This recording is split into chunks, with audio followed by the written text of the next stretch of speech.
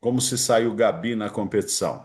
A Gabi chegou ao Brasil como a queridinha da torcida, e não por menos, né? É a melhor jogadora atualmente do Brasil e talvez do mundo.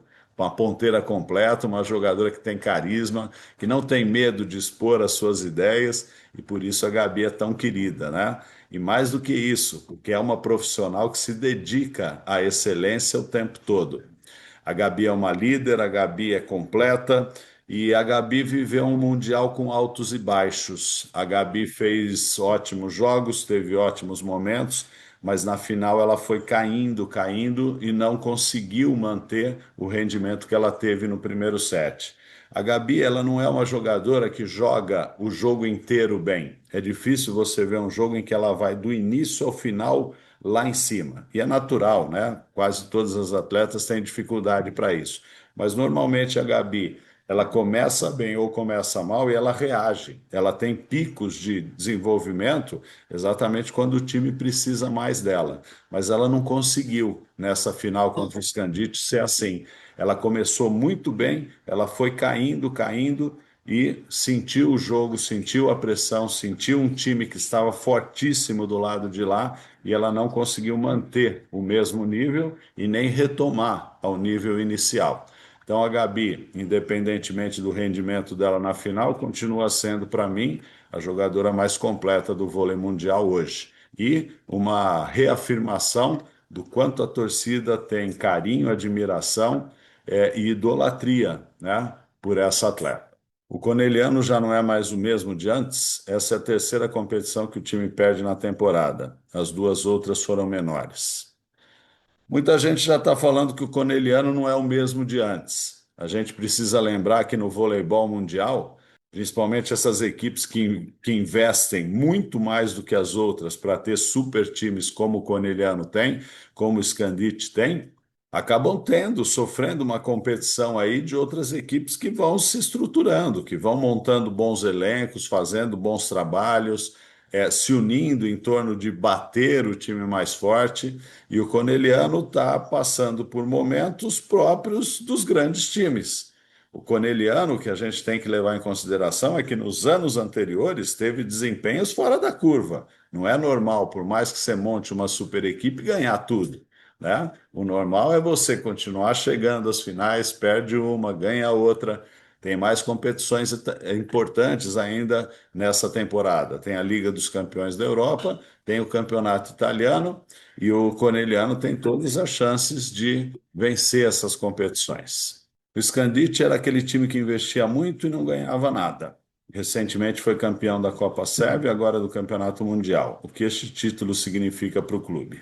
O Scandite sempre teve tradição no voleibol e conseguiu montar recentemente equipes melhores, equipes mais competitivas. Chega ao Mundial pela primeira vez, conquista o primeiro título logo na estreia e tem tudo para brigar pelos títulos até o final da temporada.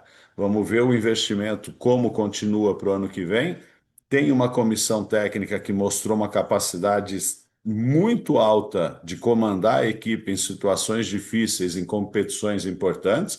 Marco Gaspari está num outro patamar da carreira dele. Ele que eu acompanhei começando e que eu tinha muitos questionamentos em relação à capacidade dele, parece que ele realmente está mostrando que ele tem condições de ser um dos melhores técnicos italianos da atualidade e construiu um time muito competitivo, muito redondinho, que entende o jogo, que taticamente é muito disciplinado. E o Scandite tem tudo para se tornar uma equipe, se o investimento for mantido, como é o Corneliano e como foram tantos outros italianos que se mantiveram durante tanto tempo no topo do voleibol mundial. Falar sobre a Maia.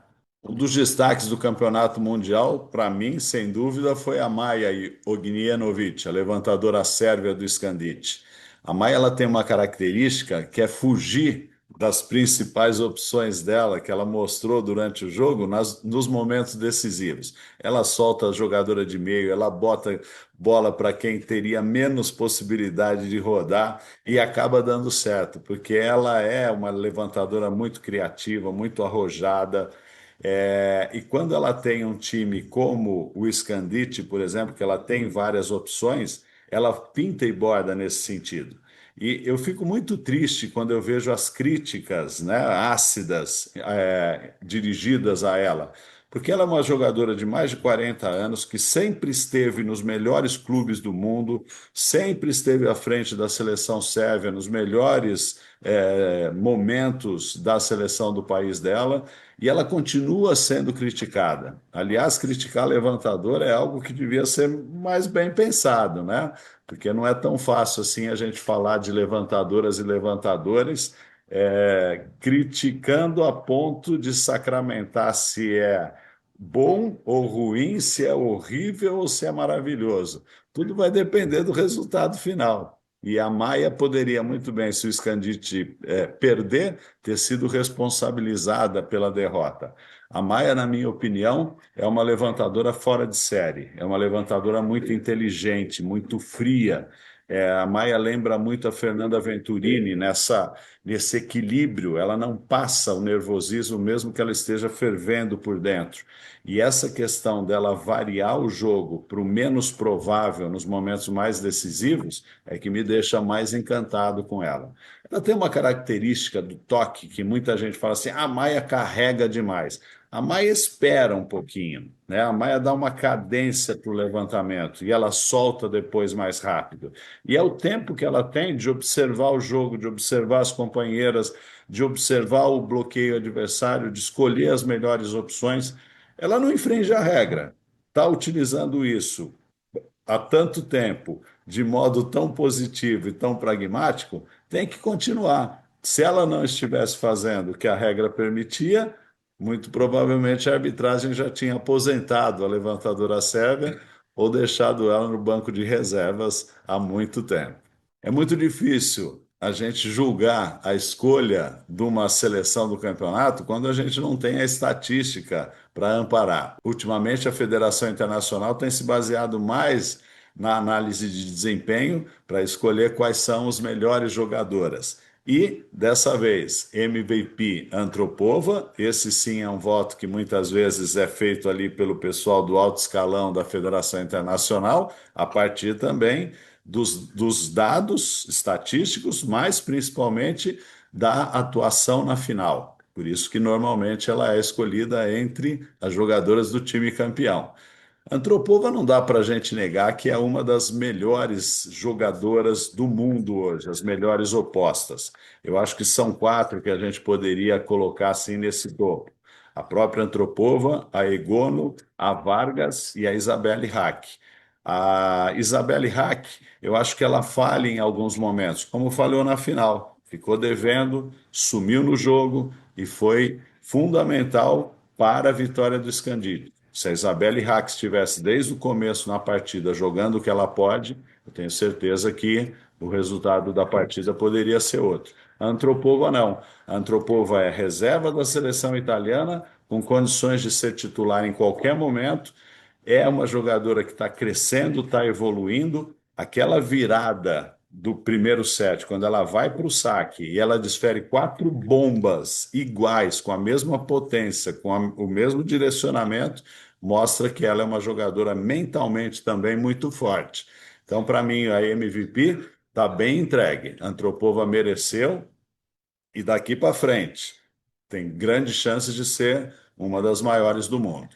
No meio de rede, Lubian e a Denísia. A Denísia, pelo número de bloqueios, pela eficácia de ataque, a Lubian mais pela força de bloqueio, não é uma jogadora que recebe tanta bola, acho que está bem distribuída aí a seleção no meio de rede. As ponteiras, Gabi e Skinner, sem dúvida, foram as melhores, são as mais completas. A norte-americana está crescendo demais. A Gabi só teve aquela queda de rendimento na final, isso que acontece com todo mundo. Levantadora não podia ser outra, a comandante do time campeão, Ognianovic, merecidamente melhor levantadora. A Antropova tinha que ser a melhor oposta, pontuou para caramba. A Cunho até teve um rendimento ali de pontuação parecido, mas não foi tão eficaz no ataque. E a Camila Bright como líbero, que é um prêmio a essa jogadora tão especial, tão espetacular que o voleibol brasileiro tem e está tendo a oportunidade de agora só assistir no Osasco. E parece que a Camila também está querendo assumir o papel de ex-jogadora, né? Mas por enquanto ela está dando essa oportunidade da gente ver a atuação dela em altíssimo nível e diante de monstros sagrados da posição, como a Brenda Castilho e como a Mônica De Genaro.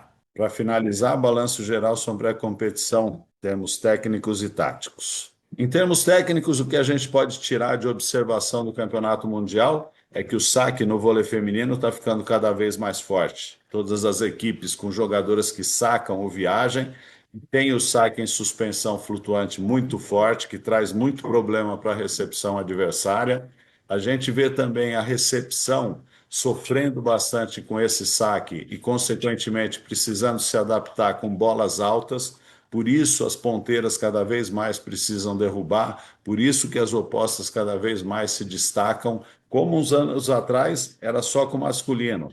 Hoje a gente tem o feminino baseando toda a tática ofensiva na produção dessas atacantes, em especial a oposta e, junto com ela, pelo menos uma das ponteiras. Quando existem as duas ponteiras contribuindo dessa forma, o time fica ofensivamente muito forte. A gente vê isso no Corneliano, no Scandite, apesar da Caterina Bosetti contribuir mais na recepção, o que ela contribui na recepção é uma sacanagem para o restante do time jogar, né? Então é esse equilíbrio que a gente vê aí das equipes buscando.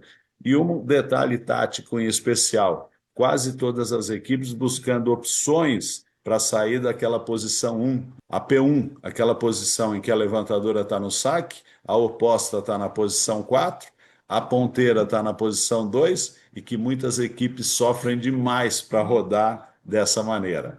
Então, quase todos os times já estão buscando opções de trazer todo mundo, trazer a ponteira para perto da entrada de rede, deixa a oposta encostada, ela passa por trás da recepção, ou junto da rede, em alguns casos, para poder atacar da saída.